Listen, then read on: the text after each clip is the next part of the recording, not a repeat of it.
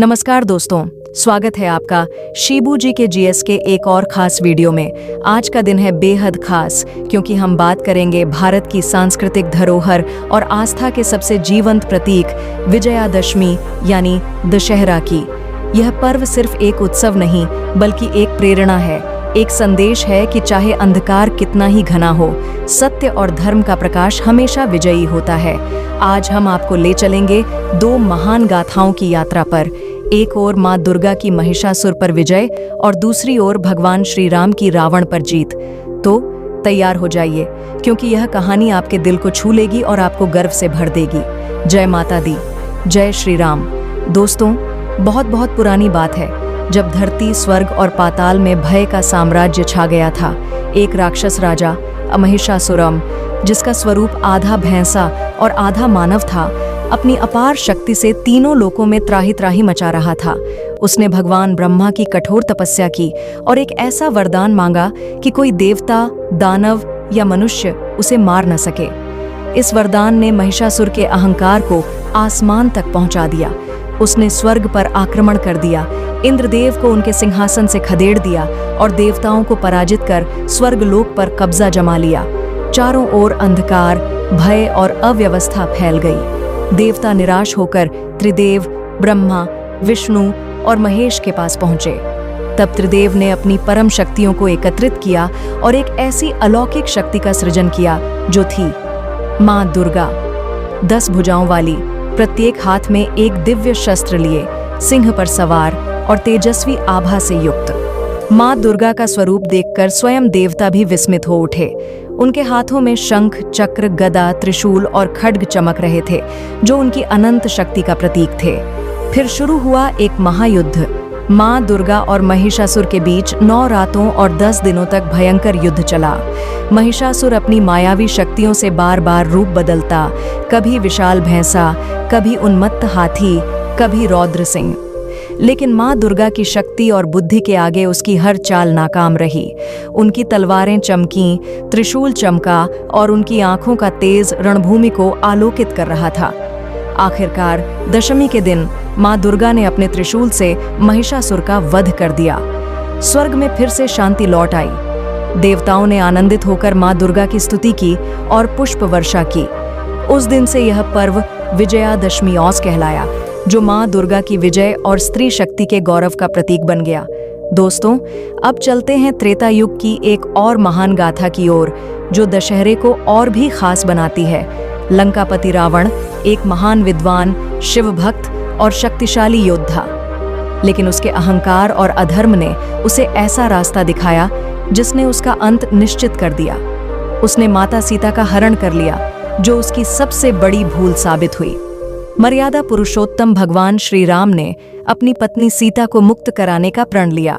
उनके साथ थी उनकी वानर सेना, हनुमान, सुग्रीव, जामवंत और लाखों वानर जो सत्य और धर्म के लिए लड़ने को तैयार थे। रावण कोई साधारण शत्रु नहीं था। उसके पास ब्रह्मास्त्र, मायावी शक्तियां और विशाल सेना थी, लेकिन राम के पास था धर्म, धैर्य और सत्य का बल। राम और रावण का युद्ध कई दिनों तक चला। यह युद्ध केवल ताकत का नहीं बल्कि धैर्य, संयम और नैतिकता की परीक्षा था। रावण ने अपनी मायावी शक्तियों का पूरा इस्तेमाल किया, लेकिन राम ने हर बार अपनी बुद्धि और साहस से उसे जवाब दिया। आखिरकार अश्विन मास की शुक्ल पक्ष की दशमी को भगवान राम ने अपने बाण से रावण का वध कर दिया। रावण का अंत सिर्फ एक राक्षस का अंत नहीं था, बल्कि यह अहंकार, अधर्म और अन्याय के खात्मे का प्रतीक था। उस दिन से दशहरा भगवान राम की विजय और धर्म के मार्ग की स्थापना का प्रतीक बन गया। आज भी हम रामलीला के मंचन और रावण के पुतले दहन के साथ इस जीत को सेलिब्रेट करते हैं। हर गांव, हर शहर में रावण का पुतला जलता है, जो हमें याद दिलाता है कि बुराई का अंत निश्चित है। दोस्तों, दशहरा भारत के हर कोने में अलग अलग रंगों और अंदाज में मनाया जाता है, लेकिन इसका संदेश एक ही है, सत्य और धर्म की जीत। आइए देखते हैं कैसे भारत इस पर्व को सेलिब्रेट करता है। पश्चिम बंगाल, ओडिशा और असम में दशहरा दुर्गा पूजा के रूप में मनाया जाता है। नवरात्रि के 9 दिन माँ दुर्गा की भव्य मूर्तियों की पूजा होती है। पंडाल रंग बिरंगे फूलों और रोशनी से सजाए जाते हैं। ढाक की थाप पर भक्त नाचते हैं और माँ की आराधना में डूब जाते हैं। विजयादशमी के दिन माँ की मूर्तियों का विसर्जन होता है, जो हमें सिखाता है कि माँ अपने भक्तों को आशीर्वाद देकर अपने धाम लौट रही हैं। दोस्तों, दशहरा सिर्फ एक पर्व नहीं, बल्कि एक जीवन दर्शन है। यह हमें सिखाता है कि अहंकार चाहे कितना भी बड़ा हो, उसका अंत निश्चित है। महिषासुर और रावण दोनों की हार उनके अहंकार के कारण हुई।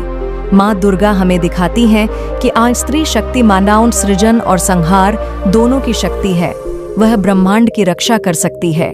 यह हमें आज के युग में लैंगिक समानता और सशक्तिकरण का संदेश देता है।